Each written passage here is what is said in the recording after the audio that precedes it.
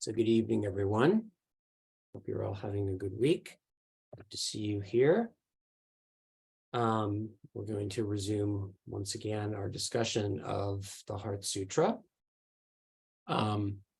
Last week we discussed the part of the Heart Sutra that talks about the view from the path of meditation relating to the 12 ayatanas and the 18 dhatus. Which again are the breakdown from the point of view of Buddhist philosophy of how experience happens. But before we move on, we're going to move on tonight to the 12 links of dependent origination, or the 12 nidanas. I have a little introduction to that, but before we get further into our talk, we'll just take a moment to relax. Just let our minds open up, let go of anything that we have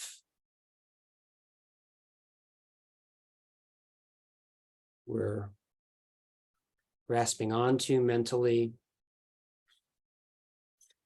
so that we have the opportunity to become empty. And empty is a good vessel to hold the Dharma teachings.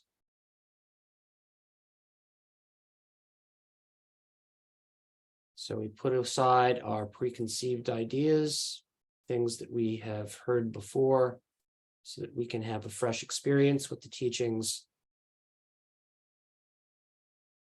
so that hopefully we can pass that on in some ways, to share that with others, either through our thoughts, actions, or deeds, because indeed our motivation for our practice is this altruistic motivation. We, no different from all sentient beings, wish to have happiness and its causes, wish to be free from suffering and its causes, wish to abide in the state of endless joy free from suffering, and come to know the equanimity of all beings and things. So with that in mind, we make this commitment to try to absorb the teachings, contemplate the teachings, so that we become familiar with them, sure of them, that we begin to trust them. And then thus trusting them and believing in them, we start to put them into practice in our daily lives to benefit ourselves and others. Okay, so as I mentioned, so last time we were finishing up with the 12 ayatanas, the 12 different sense bases, and the 18 dhatus, the 18 all things that are knowable. And again, this from the point of view of Buddhist philosophy, this is how we have an experience through the sensory bases and all of these knowable things. And in a sense, it is an expanded view of the 5 aggregates, right? Encompassing both subject, object, and then consciousness of these things, right? The various forms that we can have an experience of, either external forms or internal forms, the way we can experience them through physical contact or touch, by sight, through smell, taste, through hearing, and through mentally perceiving them. And all of these are found to be both, the sense object, the sensory organ, and the consciousness that presides over that sense and that experience, all dependently arisen, all subject to arising, coming into being for a period of time, and then ending. and fundamentally, because of that, not inherently existent. So the next thing we're going to talk about now, as I mentioned, are the 12 nidanas, or the 12 links of dependent origination.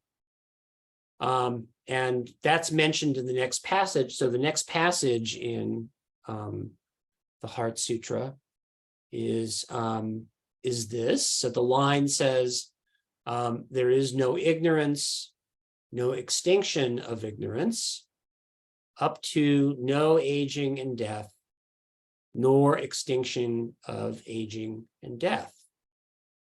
So that is, we call the beginning and the ending of these 12 links of dependent origination. These 12 links of dependent origination basically describe how existence operates, how we come into existence and have lives. And I mentioned that you might have a little bit of familiarity with it, since it's very commonly depicted in Buddhist paintings, specifically Tibetan Buddhist paintings and tankas. There is a particular icon that we see all the time, that is called the Bhavacakra, and that's the wheel of life.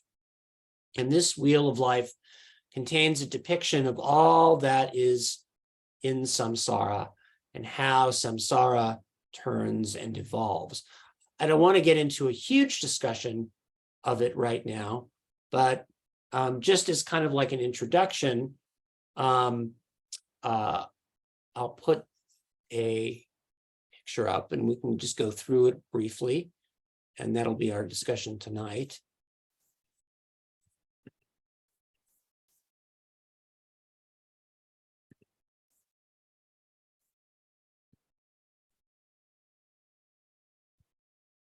So, well, you can see that. So,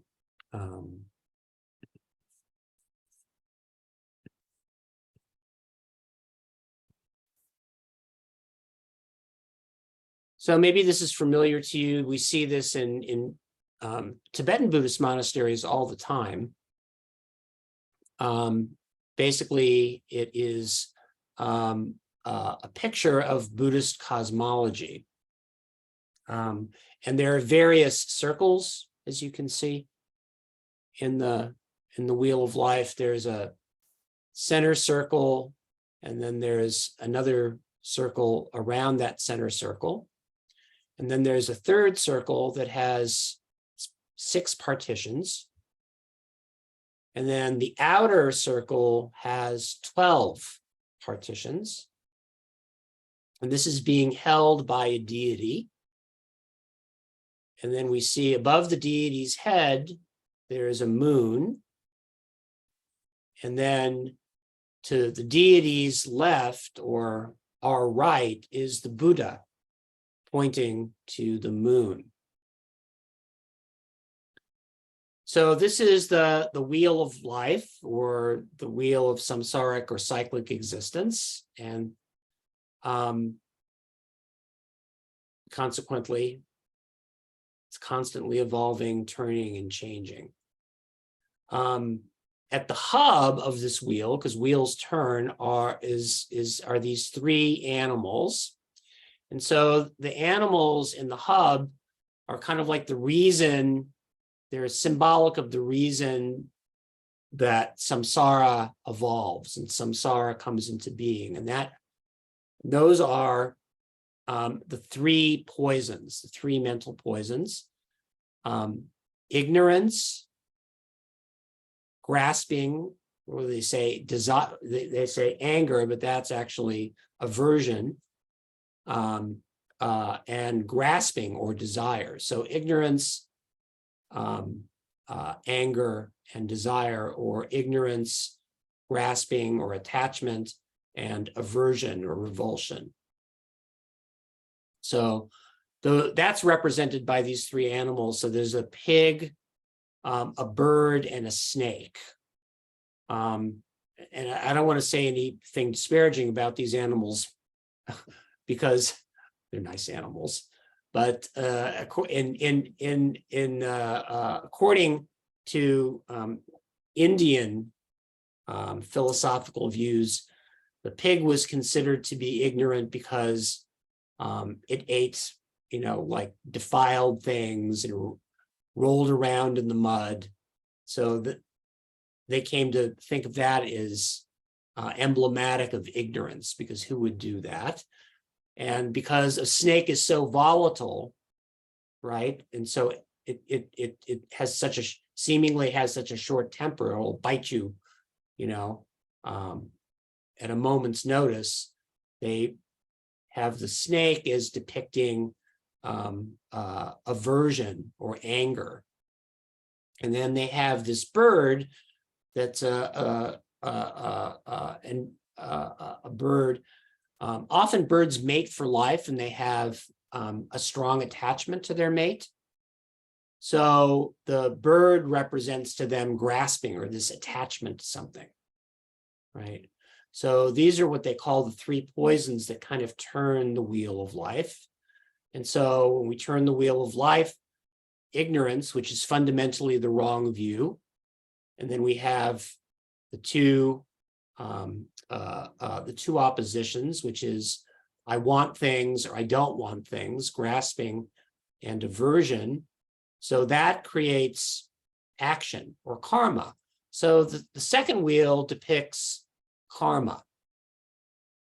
So on one side, there are beings there are people who are engaging in wholesome action, and they're on their way up to a better circumstance in terms of possibly a better rebirth. And then on the other side are people that are engaging in non-virtuous action, and they're on the way to misery in the lower realms. So second wheel shows us, and that's not all in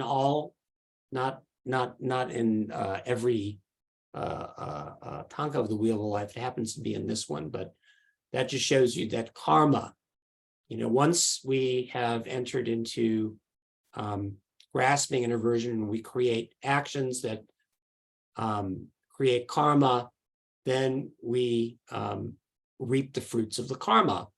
And so that relates to then the 6 realms. So these are the 6 realms of beings that are samsaric beings. So on the top 3 are depicted the realms of what we call the upper realm beings. So the human realm, the demigod realm, and the god realm. And then on the lower 3 sections, it's depicted with the lower realms. So the animals, the hungry ghosts, and the hell realm beings. So creating karma creates a rebirth in one of these realms. And then the last circle is divided into 12 pictographs. And so that is visual representations of the 12 nidanas, or the 12 links of dependent origination. So this is the things the things that evolve because of ignorance, that propel us karmically into an existence. So that's what we call the 12 links of dependent origination. So it's kind of like a more thorough breakdown of how karma works to create causes and conditions and ripens into results.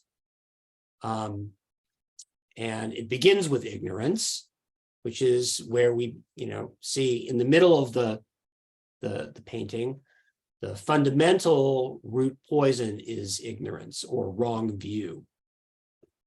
So wheel is being held by this deity. So this deity is Yama. So Yama is the Lord of Death in Tibetan Buddhism. He's also protector of Buddhist practitioners and the Dharma. He's a Dharma protector, but in this case, he's grasping all of samsara, and he represents impermanence. How samsara is in the grip of impermanence. We cannot continue to be in any one of these realms for any particular period of time. It's constantly evolving and constantly going. And it's kind of like, but it's kind of like a trap. The implication is it's kind of like a trap. We're trapped in this never-ending cycle of unsatisfactory rebirths, right? But not to despair, because the Buddha's here. So in the corner, you see the Buddha, and he's pointing to the moon. So the moon represents enlightenment. Okay. And the Buddha is pointing over to the moon, saying that there's a way out. I have the way to enlightenment. And so that is, the implication is that is the Eightfold Path. So all of this is another way of talking about the Four Noble Truths, right? That there's suffering and there's a cause of suffering, which is suffering is all of this samsaric plot to keep us, embroiled in desire, anger, and ignorance. But there is cessation to that. That's possible, and that's through the path. Okay. So that's just an introduction to the 12 links, because that's part of that. What I thought I'd do is, kind of like bring that up tonight. The 12 links are explained in detail in the Rice Seedling Sutra. That's the Salistamba Sutra. And to explain the 12 links a little bit further, we're going to do some reading from the Salistamba Sutra, the Rice Seedling Sutra. It's probably the most important sutra on the subject of dependent arising, and the most important sutra that was given related to the Buddha's views on karma. In other words, this is where the Buddha starts to explain all of that. And the premise of the Rice Seedling Sutra is this. In the sutra, Shariputra goes to Maitreya and asks him to explain the meaning of this statement that the Buddha made earlier in the day while he was with the monks. And he was just contemplating a rice seedling. And the Buddha said this. He said, "Whoever sees dependent arising sees the Dharma. Whoever sees the Dharma sees the Buddha." And as a result of this, Maitreya goes into detail explaining all of these 12 links, and then the Eightfold Path, which is also included in that tanka, right? And their relationship to causes and conditions. So that'll be, where we'll start next time. We'll start to look at these 12 nidanas in detail by going into some of the writings in another sutra, this Salistamba Sutra, or the Rice Seedling Sutra. For tonight, we can finish up now by reciting the refuges in the sharing of merits, though. So.